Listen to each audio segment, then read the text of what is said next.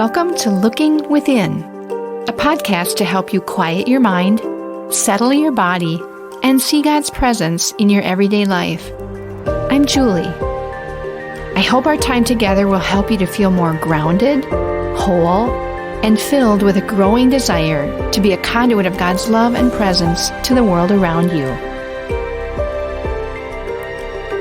Now, let's begin.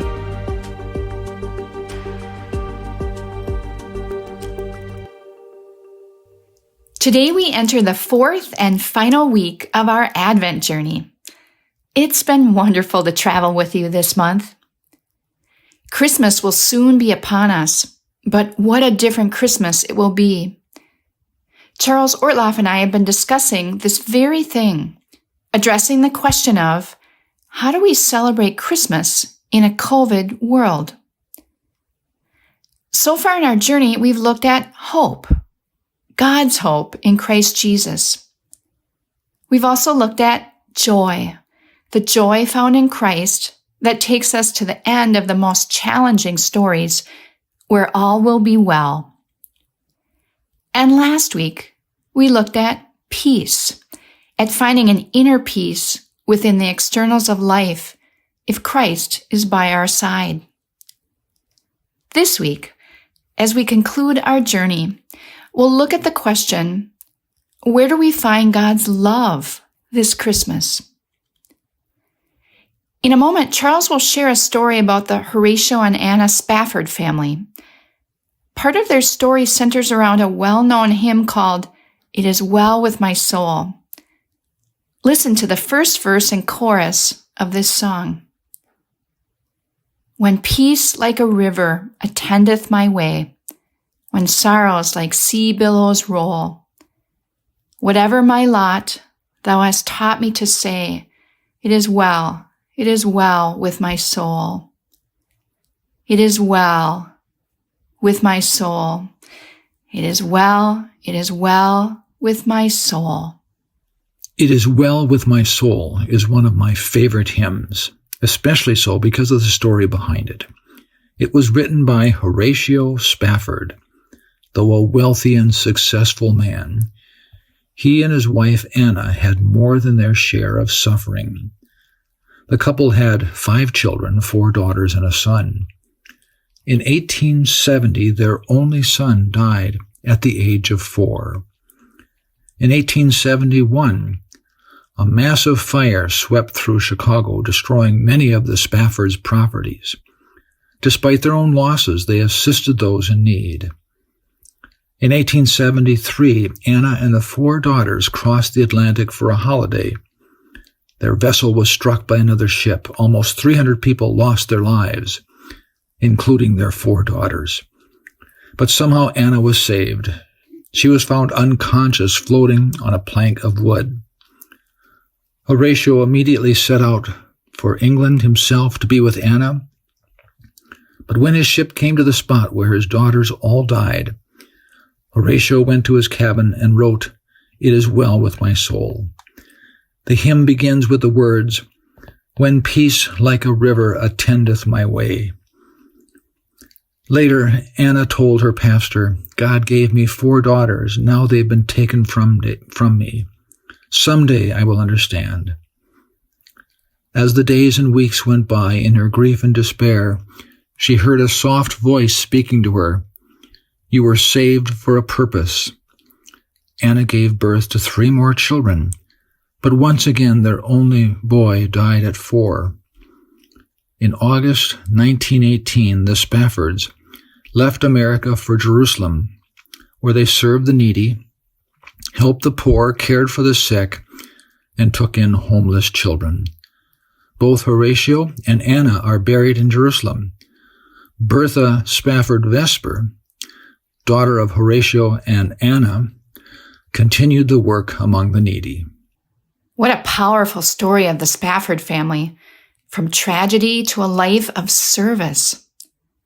But there seem to be some missing pieces in this story.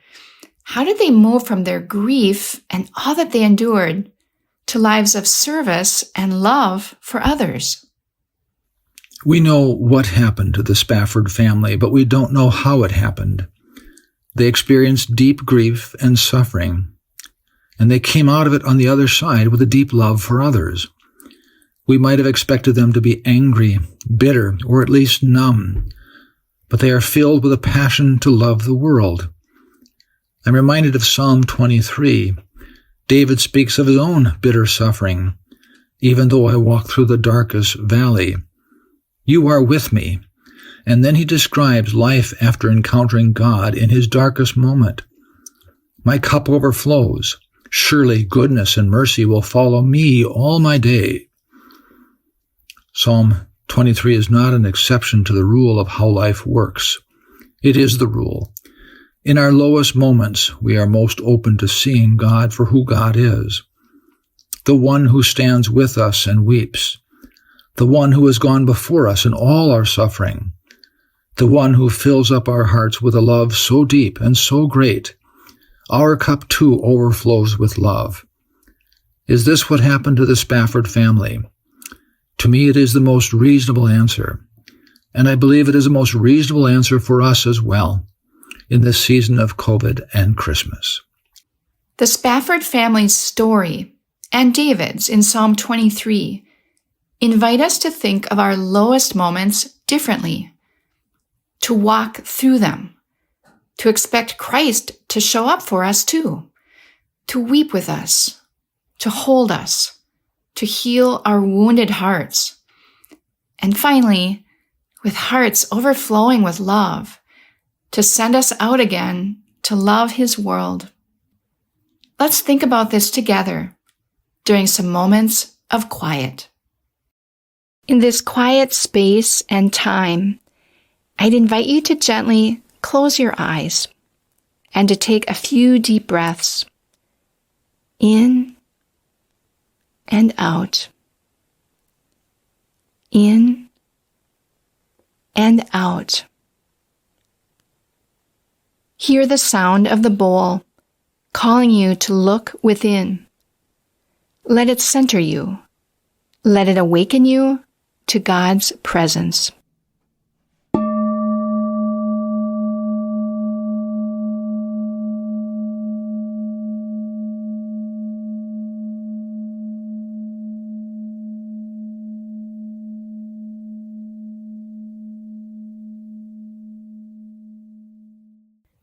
Go to a low place in your life now. What is that like for you? See Jesus near you. What does he say? What does he do? What do you do? Can you feel the love that holds and supports you?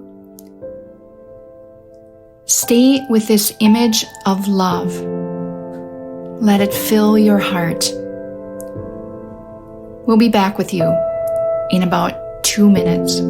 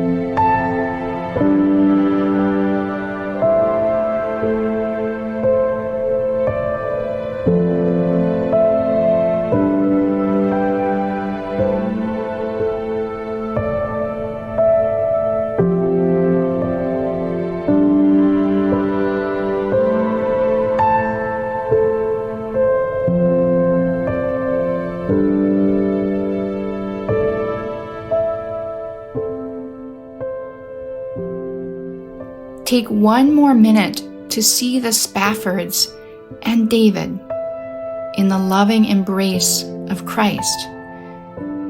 See yourself in that same loving embrace in all times of your life, but especially in times of great suffering. Return to this image of love as often as you need until your heart is filled, until you are ready to go and love your world.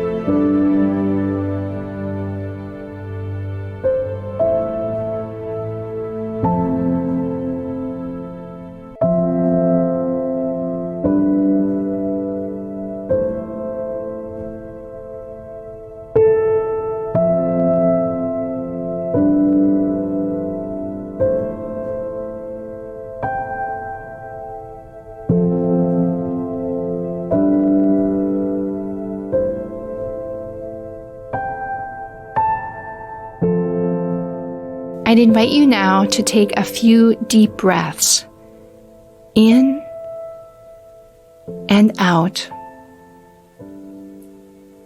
In and out. Hear the bowl sound calling you back to this day. Gently open your eyes, remaining still for a moment longer.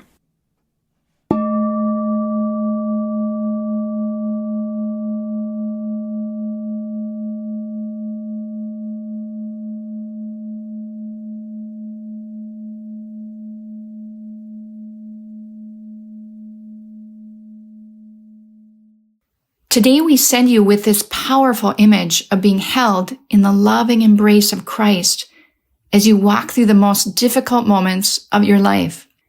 Christ stands with you, weeps with you, holds you, and loves you, and loves you, and loves you some more until your heart is overflowing with love and you are ready to go out to love and serve the world. On Wednesday of this week, we take another look at experiencing God's love in some of our darkest moments. We will look at the story of the birth of the Christ child, especially noting his great love for us that caused him to become one of us in all of our weaknesses and sufferings. And in a second bonus episode on Friday, the final episode of our Advent journey, we'll talk about how the theme of God's love for us shows up in our own lives.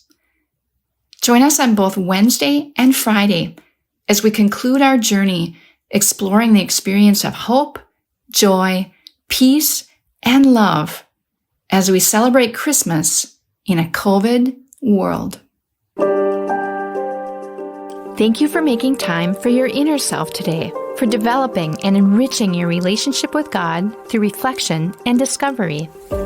Whatever you've experienced, carry that with you in the coming days.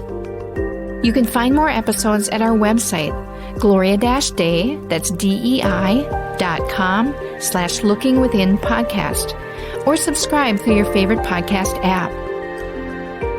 If you know someone who might enjoy and benefit from this podcast, share it with them.